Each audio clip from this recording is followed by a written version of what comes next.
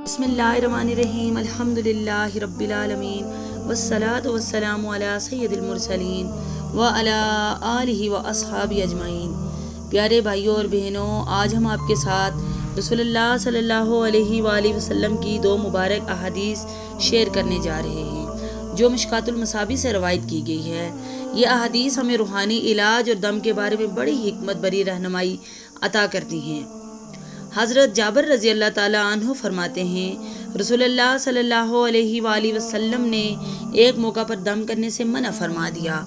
इस पर आले उम्र बिन हज़म हाज़िर हुए और अर्ज़ किया, या रसूलुल्लाह सल्लल्लाहु अलैहि वसल्लम, हमारे पास एक दम है जो हम बिच्छू के डसने पर पड़ा करते हैं, लेकिन आपने तो हमें दम से मना फरमा दिया है। फिर उन्होंने वो दम आपको पढ़कर सुनाया। रसूलुल्लाह सल्लल्लाहु अलैहि वसल्लम ने सुना और इरशाद फरमाया, मैं इसमें कोई हर्ज नहीं समझता। तुम में से जो अपने भाई को फ़ायदा पहुंचा सकता है वो उसे फ़ायदा पहुंचाए।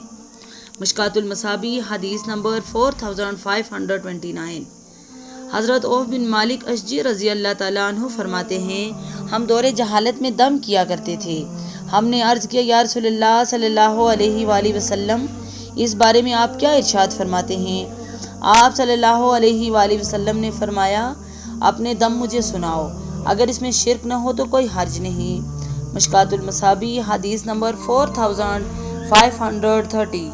प्यारे भाइयों और बहनों, इन हदीस से हमें ये अजीम सबक मिलता है कि अल्लाह के कलाम और मशरू दुआओं के ज़रिए दम करना बिल्कुल जायज़ है, बल्कि बाइसे खैर है, बशर्ते कि इसमें शिरक या कोई गैर शरई कलमात शामिल ना हो।